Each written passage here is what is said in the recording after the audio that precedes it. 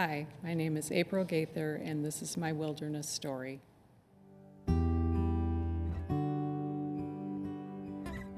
My husband Brian's illnesses began around 2011 with his diagnosis of sarcoidosis, which is an autoimmune disease affecting his lungs. Next, Brian lost a kidney due to another autoimmune disease.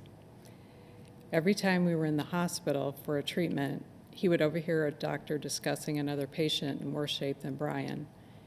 And we would look at each other and say, by the grace of God, at least we have hope in our situation. Then Brian suffered 3 bouts of sepsis. I'm not quite sure how I got Brian to the emergency room, but I know God must have been driving. Next, the heart issues began, resulting in his first open heart surgery in 2018. Post-surgery, he developed a blood clot that required emergency surgery. Despite all of the awful things that happened to Brian, he told everyone caring for him about his Savior, Jesus Christ. All during this time, God was taking care of me as well. The last straw was the worst headache ever, which turned out to be a brain hemorrhage. The ER doc sent him home with 2 weeks to live. This was really a gut punch. I wanted to ask God why, but our times are in His hands. Those 2 weeks turned into a year and almost 3 months.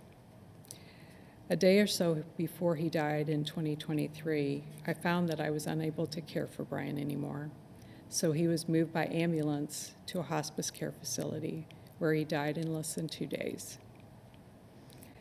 Eventually, the weight of it all hit me.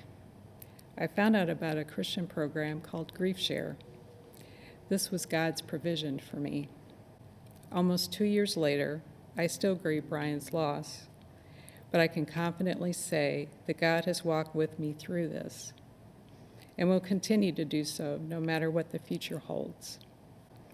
I saw God's love intervening all along, but now I have the perspective of looking back, and it is humbling. God had us just where He wanted us, surrounded by people who walk with us through the worst parts. God has proved that He's more than enough.